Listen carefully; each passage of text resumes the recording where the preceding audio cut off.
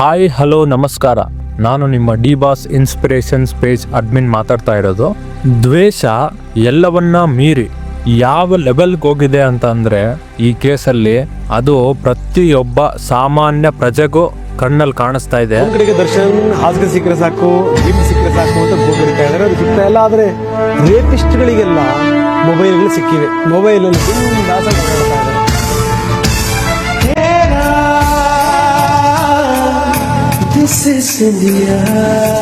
But ಈ ದ್ವೇಷದ ಬಗ್ಗೆ ಯಾರಾದರೂ ಪ್ರಶ್ನೆ ಮಾಡಕ್ ಹೊರಟಾಗ ಅವರನ್ನೇ ಬಂಧಿಸುವ ಪ್ರಯತ್ನಗಳು ಕೂಡ ಆಗ್ತಾ ಇವೆ. ಅದೇ ಪ್ರಯತ್ನದಲ್ಲಿ PCB ವಿಚಾರಣೆಗೆ ಹೋಗಿ ಬಂದಿರೋದು ನಮ್ಮ ಧನ್ವೀರ್ ಅವರು. ಒಂದಂತೂ ಅರಿವಾಗಿದ್ದು ಏನಪ್ಪಾ ಅಂದ್ರೆ ಈ ಕೇಸಲ್ಲಿ ರಾಜಕಾರಣಿಗಳು, ಪೊಲೀಸ್ ಸಿಬ್ಬಂದಿಗಳು ಎಲ್ಲರೂ ಅವರವರ ದ್ವೇಷದಲ್ಲಿ ಓರ್ವ ವ್ಯಕ್ತಿಯನ್ನ ಟಾರ್ಗೆಟ್ ಮಾಡ್ತಾ ಇದ್ದಾರೆ. ಇದೇ ಪ್ರತಿಯೊಂದು ಮಾಧ್ಯಮಕ್ಕೂ ಆಹಾರ ಆಗ್ಬಿಟ್ಟಿದೆ. ಟ್ರಯಲ್ ಏನೋ ಶುರುವಾಯಿತು, ಬಟ್ ನಮ್ಮ ದೇಶದಲ್ಲಿ ನ್ಯಾಯಾಲಯಗಳು ತುಂಬಾ ಫಾಸ್ಟ್ ಆಗಿ ಕೆಲಸ ಮಾಡೋದ್ರಿಂದ ಈ ಕೇಸಲ್ಲಿ ತೀರ್ಪು ಬರಬೇಕು ಅಂದ್ರೆ ಅದೆಷ್ಟು ವರ್ಷ ಮಾಡ್ತಾರೋ ನನ್ಗಂತೂ ಗೊತ್ತಿಲ್ಲ. ಬಟ್ ಇದೆಲ್ಲದ್ರ ಮಧ್ಯೆ ವಿಡಿಯೋ ಯಾರು ಲೀಕ್ ಮಾಡಿದ್ರೋ ಏನ್ ಮಾಡಿದ್ರೋ ಗೊತ್ತಿಲ್ಲ. ಹಿಂದೆ ಕೂಡ ದರ್ಶನ್ ಅವರು ಮಗ್ಗಿಡ್ಕೊಂಡು ಕೂತಿದ್ರು ಅಂತ ಹೇಳ್ಬಿಟ್ಟು ಆ ವಿಡಿಯೋನ ತೋರಿಸ್ಬಿಟ್ಟು ಎಲ್ಲ ಕಡೆ ಕೋರ್ಟಲ್ಲಿ, ಸುಪ್ರೀಂ ಕೋರ್ಟಲ್ಲೂ ಕೂಡ ಅದ್ರ ಬಗ್ಗೆ ಮಾತಾಡಿದ್ರು ಇವರೆಲ್ಲ. ಇವತ್ತು ಅದೇ ರೀತಿ ಮೋಜು ಮಸ್ತಿ ಯಾವುದೋ ಪುಡಾರಿಗಳಿಗೆ ನೀಡಿರೋ ವಿಡಿಯೋಗಳು ಇವತ್ತು ಲೀಕ್ ಆಗಿವೆ.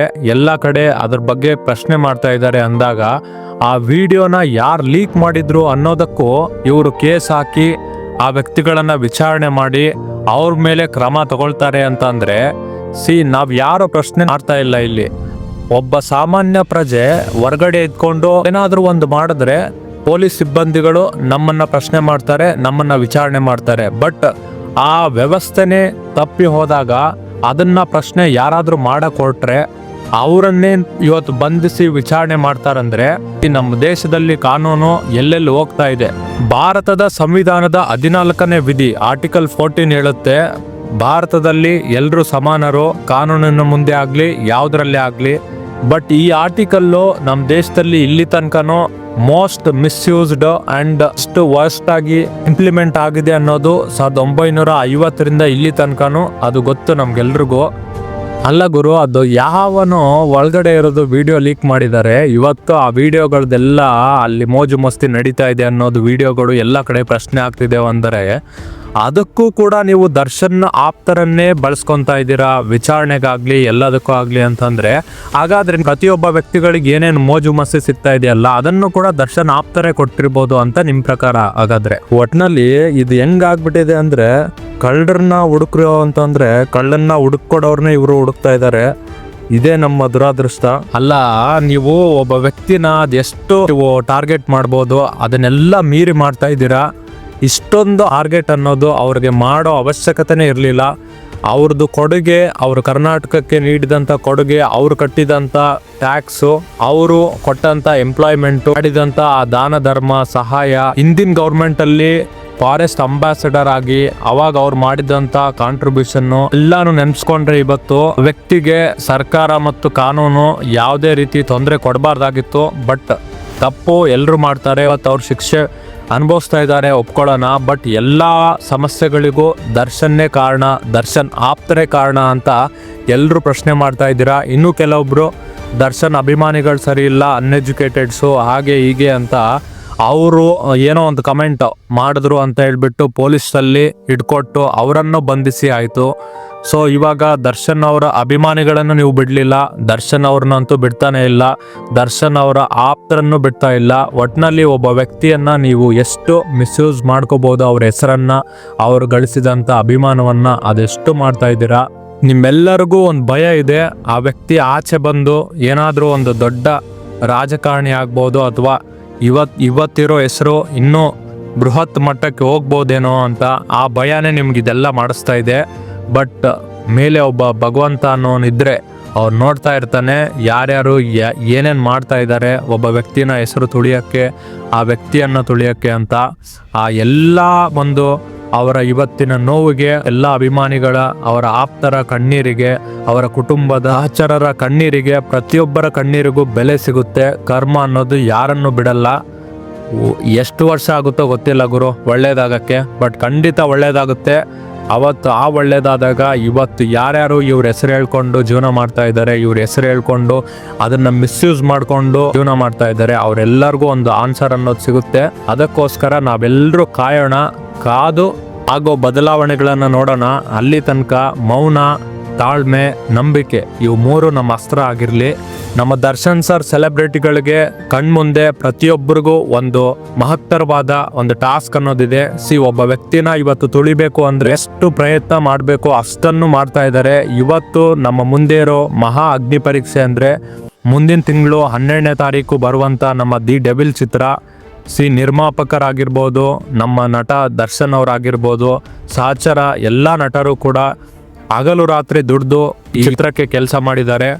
ಅವರೆಲ್ರಿಗೂ ಒಂದು ಮರ್ಯಾದೆ, ಬೆಲೆ ಅನ್ನೋದು ಸಿಗಬೇಕು. ಅವರೆಲ್ಲ ಪರಿಶ್ರಮಕ್ಕೂ ಒಂದು ಪ್ರತಿಫಲ ಅನ್ನೋದು ಸಿಗ್ಬೇಕಂದ್ರೆ ನಾವೆಲ್ಲ ಅಭಿಮಾನಿಗಳು ಈ ಮೂವಿನ ಚಿತ್ರಮಂದಿರದಲ್ಲಿ ಅದು ಹೇಗಿರುತ್ತೋ ಏನೋ ಮೂವಿ ಬಗ್ಗೆ ಅಂತೂ ನಾವು ಮಾತಾಡೋ ಆಗಿಲ್ಲ. ಆಕಾಶ್ ಸರ್ ಡೈರೆಕ್ಟರ್ ಮೇಲೆ ನಮ್ಮೆಲ್ರಿಗೂ ಒಂದು ಸಂಪೂರ್ಣವಾದ ಅಭಿಮಾನನೂ ಇದೆ, ನಂಬಿಕೆನೂ ಇದೆ.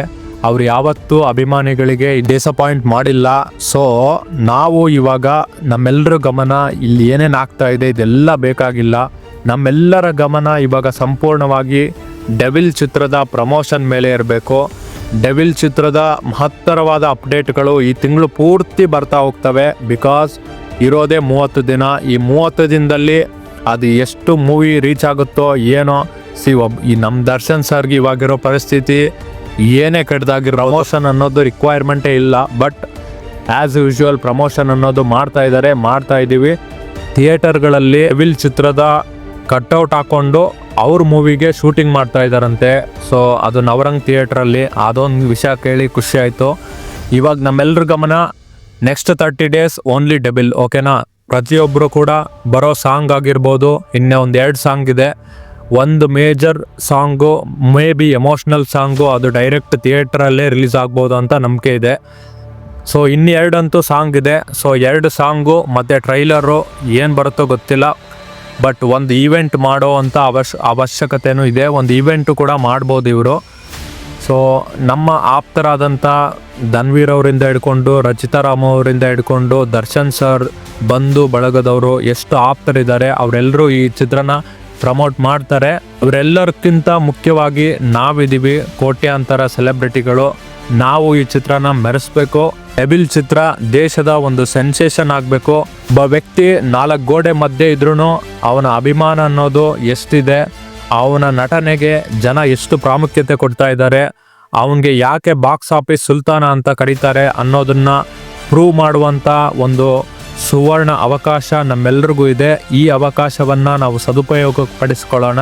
2011ರಲ್ಲಿ ಬಿಡುಗಡೆಯಾದ ಸಾರಥಿ ಅಂತೆ 2025ರಲ್ಲಿ ಬಿಡುಗಡೆಯಾಗುತ್ತಿರುವ ಡೆವಿಲ್ ಚಿತ್ರವು ಇತಿಹಾಸ ಸೃಷ್ಟಿಸಬೇಕು. ಆ ಇತಿಹಾಸ ಸೃಷ್ಟಿಸುವಾಗೆ ಮಾಡಬೇಕಾಗಿದ್ದು ನಮ್ಮೆಲ್ಲರ ಕರ್ತವ್ಯ. ಮೂವಿ ಅಂತೂ ತುಂಬಾ ಸಖತ್ ರಿಚ್ ಆಗಿ ಬಂದಿದೆ. ಇಲ್ಲಿ ತನಕ ದರ್ಶನ್ ಸರ್ ಮೂವಿಯಲ್ಲಿ ಎಷ್ಟು ಕ್ವಾಲಿಟಿನ ಎಕ್ಸ್ಪೆಕ್ಟ್ ಮಾಡ್ತಿದ್ರು ನೀವು, ಅದಕ್ಕಿಂತ ಒಂದು ವಿಭಿನ್ನ ರೀತಿಯಲ್ಲಿ ಒಂದು ಅಮೋಘವಾದಂಥ ಕ್ವಾಲಿಟಿ ಈ ಚಿತ್ರದಲ್ಲಿ ಸಿನಿಮ್ಯಾಟೋಗ್ರಫಿಯಿಂದ ಹಿಡ್ಕೊಂಡು, ಆರ್ಟ್ ಡಿಪಾರ್ಟ್ಮೆಂಟಿಂದ ಹಿಡ್ಕೊಂಡು, ಡೈರೆಕ್ಷನ್ ಡಿಪಾರ್ಟ್ಮೆಂಟ್ ತನಕನೂ ಪ್ರತಿಯೊಬ್ಬರು ಕೊಟ್ಟಿದ್ದಾರೆ.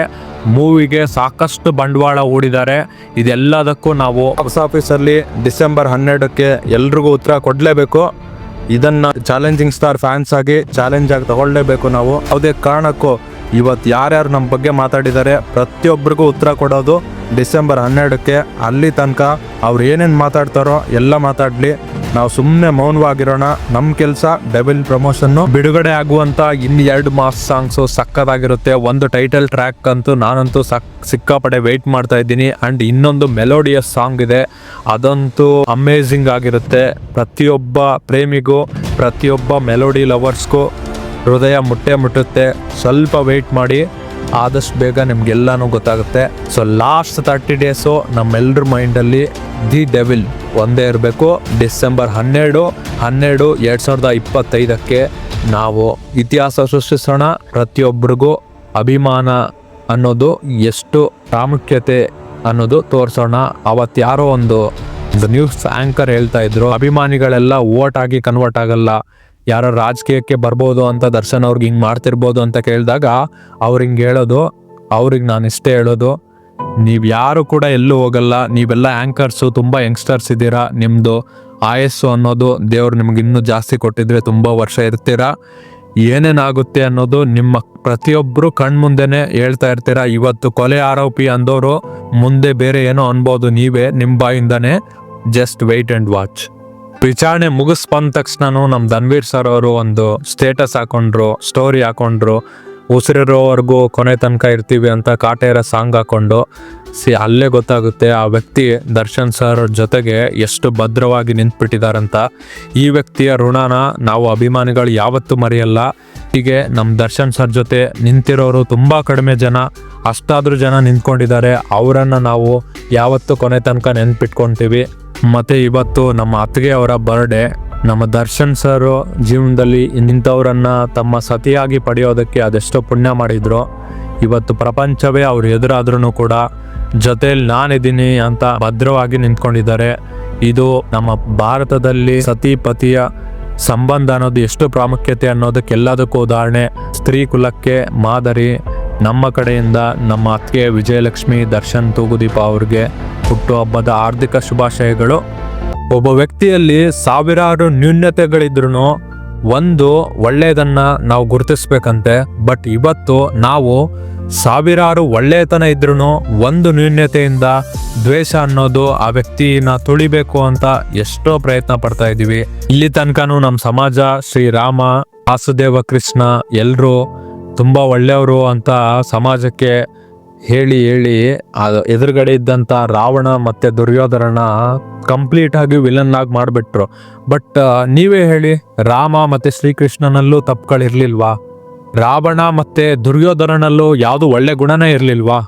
ಬಿಡಿ ಇದ್ರ ಬಗ್ಗೆ ಮಾತಾಡಬಾರ್ದು. ಯಾಕಂದರೆ ಜನ ಅದನ್ನು ಕಾಂಟ್ರವರ್ಸಿ ಅನ್ಕೊತಾರೆ. ಸೊ ಒಳ್ಳೇದಾಗ್ಲಪ್ಪ ಎಲ್ರಿಗೂ. ಸೊ ಟೋಟಲಿ ಹೆಂಗಾಗ್ಬಿಟ್ಟಿದೆ ಅಂದರೆ, ರಾಜ್ಯದಲ್ಲಿ ಅದೇನೇ ಸಮಸ್ಯೆಗಳಾದರೂ ಅದಕ್ಕೆ ದರ್ಶನ್ ಕಾರಣ, ದರ್ಶನ್ ಆಪ್ತರ ಕಾರಣ, ದರ್ಶನ್ ಅಭಿಮಾನಿಗಳ ಕಾರಣ. ಇದು ಯಾರ ಪ್ರಕಾರ ಗೊತ್ತಾ? ನಿಮಗೆಲ್ಲ ಗೊತ್ತಿರುತ್ತೆ, ನಾನೇನು ಹೇಳೋಕ್ಕೋಗಲ್ಲ.